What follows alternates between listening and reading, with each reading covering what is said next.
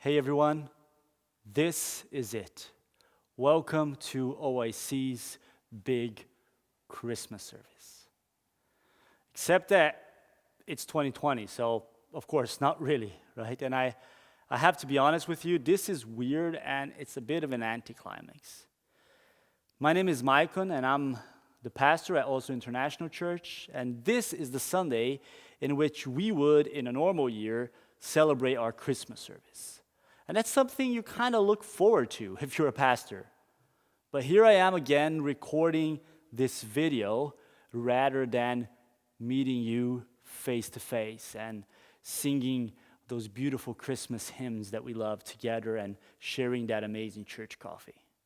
And it feels a bit like I came to church and no one else showed up. Which is a feeling I guess a lot of us can relate to this year. Many of us couldn't show up where we would like to be for Christmas. Perhaps we couldn't fly home, or we couldn't risk the health of a relative.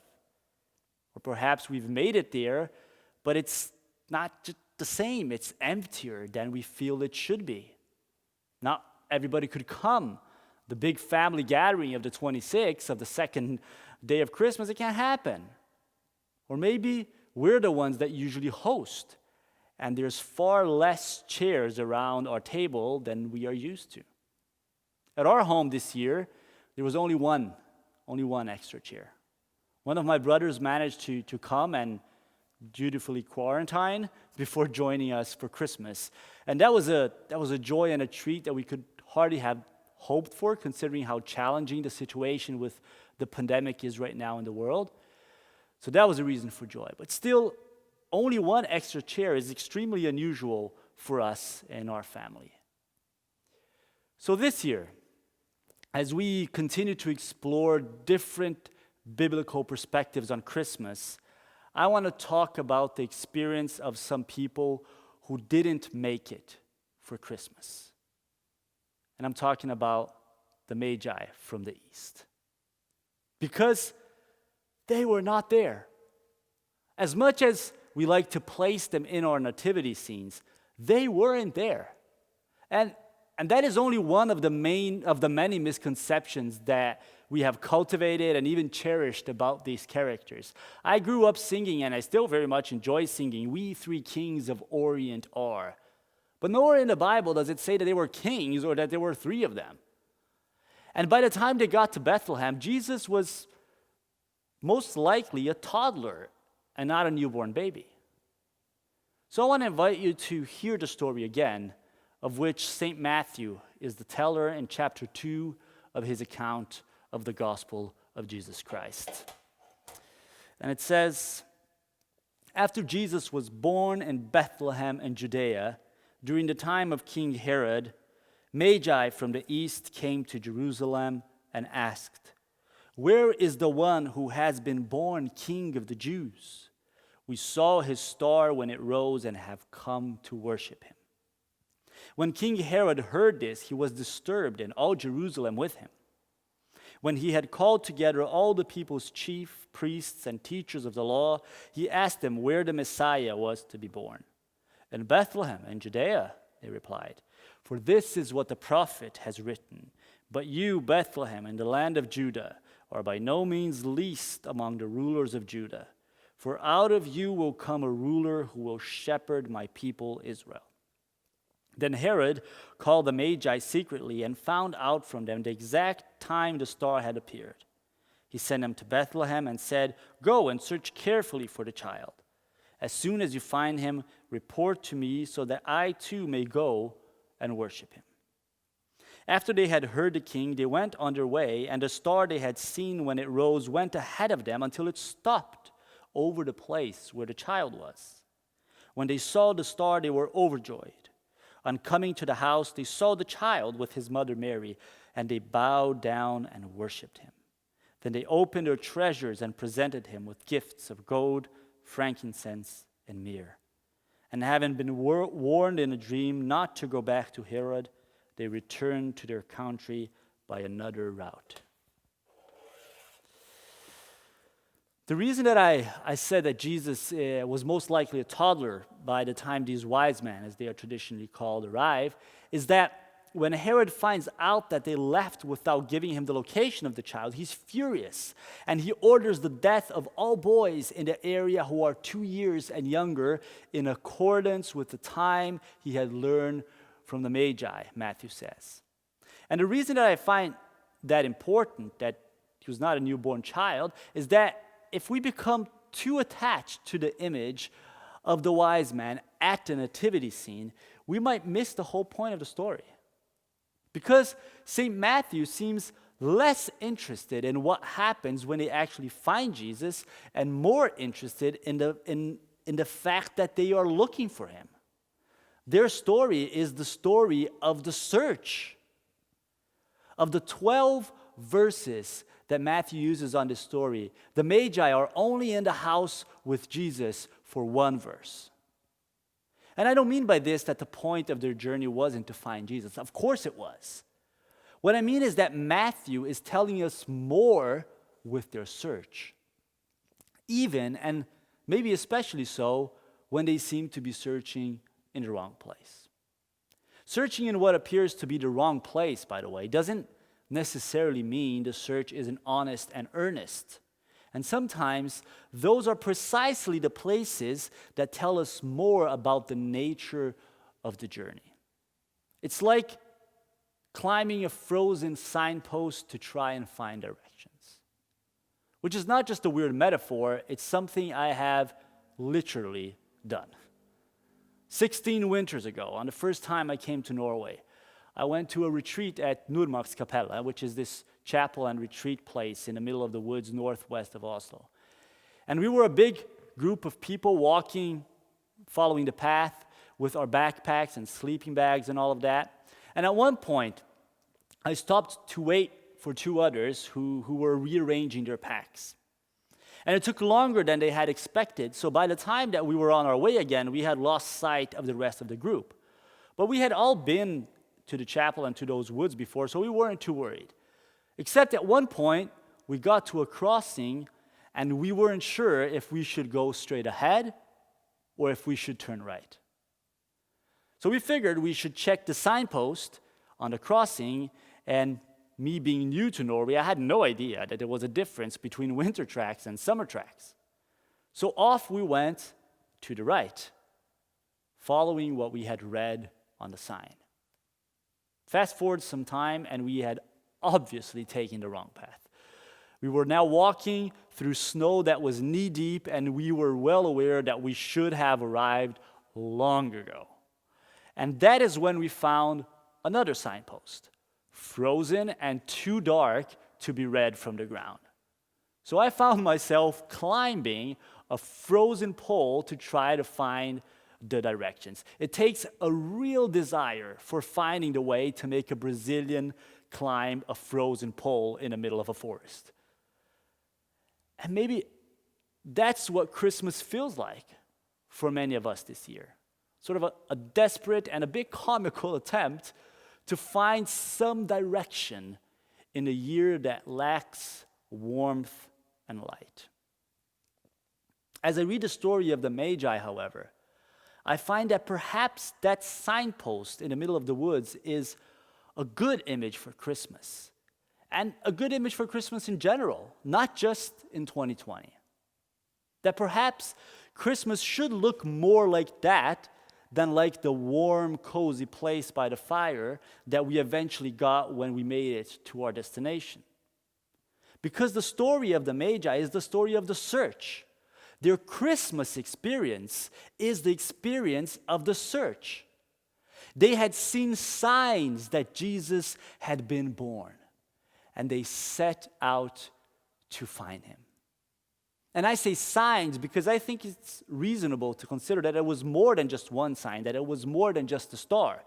The Magi of the ancient Near East were stargazers and scholars. And they see a change in the night sky, and it catches their attention.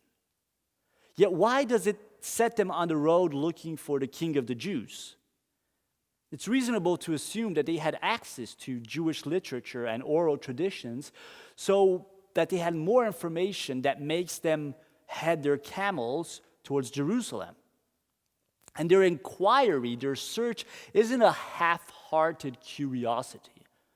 No, the signs are all there that their search is earnest. They set out on what is likely a months-long journey. They bring gifts, they are prepared. They ask around, trying to find out more information so that they can find this King of the Jews. They are concerned with the events of Christmas. A king has been born who moves the skies. As they arrive in Jerusalem, they find others who also are concerned with the events of Christmas. But their concern is of a different nature. Herod is concerned with the events of Christmas, with the birth of this so-called King of the Jews. But his concern is rooted in self-centeredness and in greed. Herod wants to know where the child is so that he can kill it. But more than that, he wants to know more of the story so that he can destroy it and make it quiet. I don't think that Herod is really afraid of Jesus as a 2-year-old. He is afraid of the story, afraid of the rumor, afraid of the seeds of hope that this story might set in the hearts of the people of Israel. And he doesn't want them to have hope. He doesn't want them to desire or celebrate this new king. He wants them to submit to his own authority. Herod's concern with Christmas is himself. The chief priests and the teachers of the law are also concerned with the events of Christmas, but only insofar as they integrate their holy texts and their religious practices. They know the prophecies, and they are not at all hesitant with their interpretation. You will find the child in Bethlehem. But they are only willing to give their minds to it, not their legs. They would rather keep the written words and the standing and authority that these words allow them than to actually listen to the words and take them to heart and express them in a genuine search that would require more than their minds and their religiosity. And then there's the magi, the ones who, upon hearing the Christmas story, upon even glimpsing the signs of the birth of Christ, they set themselves on the road searching. They don't have answers. They have questions. They don't have demands. They have thirst, a willingness to worship, and gifts to give. And gifts that have in mind not the baby, but the king. Gold, incense, myrrh. Gifts that don't intend to keep Jesus on the manger, but that expect to see him become what he was announced to be, the king. They don't set out on the road because they want to make it for Christmas. It is Christmas that sets them on the road, on the search. When Christmas happens, when Jesus is born, they aren't there. They are somewhere else. But they are listening. They are paying attention for signs of change.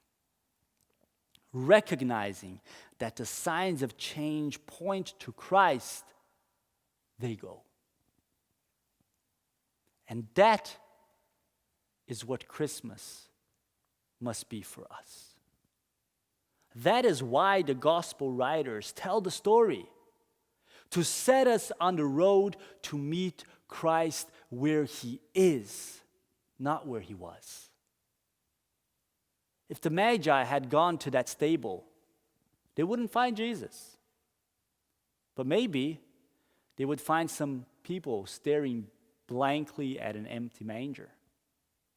And perhaps they could play the role that the angels played after the ascension of Jesus when they told the disciples, "Why are you looking at the skies?" Expecting Jesus to show up in that same place and be frozen in history. And they could say, "Why are you staring at that manger?" Expecting Jesus to remain there and not to do what he came to do in the world and in our lives.